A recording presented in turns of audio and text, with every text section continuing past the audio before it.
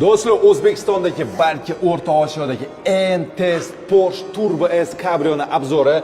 Real Sanjikka yangi mashinasi. Assalomu alaykum. 1 yildan beri yig'ibdi bu mashinani.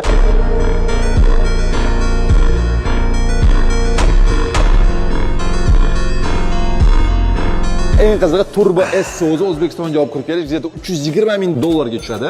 Adashmasam. Shunaqa bo'lsa kerak. Tuningni o'ziga qancha pul ketdi? Yaqin 160 mingcha ketgan. $160 ming. Taxminan $500 ming mashina shuda turibdi va eng qizig'i oxirida vizov bo'ladi gonshiklarga. Kelungacha mashina bilan tanishtirib chiqaylik.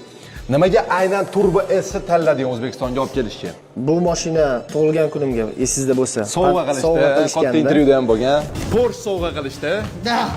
911 Opaching Porsche padarak. Wow! Cabrio yaqinda Toshkent ko'chalarini changitadi. Yangisi. Yangisi yana rastaboshga ham qilib berishibdi. Sovg'aga kelgandan keyin o'yladikki, ozgina darabotka qilib, sal noodatiy qilish maqsad bo'ldi. Eng tez mashina qilmoqchi bo'ldik. Eng tez O'rta Osiyodagi eng tez mashina qilmoqchi bo'ldik. Shu sababli buni tuning qildik. Aynan Topkar obvesida ko'ryapman. Topkar obvesida nomi ham bor. Nomi Stingray.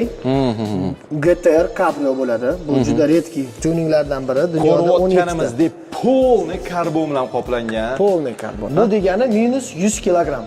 Ya'ni tezlanishga yana plus bo'lib chiqyapti. Undan tashqari ko'rayotganimdek даже spoilerlargacha karbon bo'lgan. Hamma yeri karbon. Butun karbonoviy mashina. O'zi mashina dahshat. Ancha yengil bo'lish maqsadida shu yangi avtomobilni Topkar shunaqa polniy karbonoviy versiyada yengillashtirib va motorlarni darabotka qilib berdi. Do'stlar, yo'lda mana yurdik, boshqacha vasha ko'rinishi Batmobilga o'xshaydi.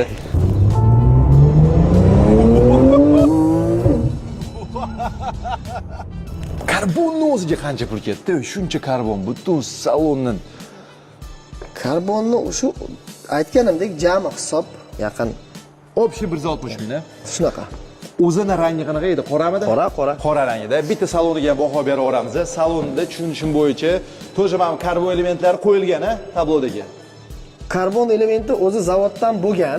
Bo'lgan-a, bu zavodskoy.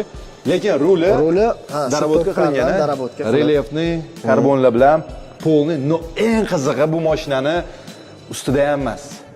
Motorida. Nechta ot kuchi? Tanishtirib chiqaylik. Bu yerda kompyuter o'rnatiladi. 4 ta kartadan iborat bo'ladi. Bu 800, 1000, 1200 va eng agressivniy rejimda 1500 ot kuchidan iborat bo'ladi. 1500 ot kuchi hozirda shu Turbo S motori shunaqa. Qilib bera oladi. Shunaqa. Chunki bu yerda motorlari juda darabot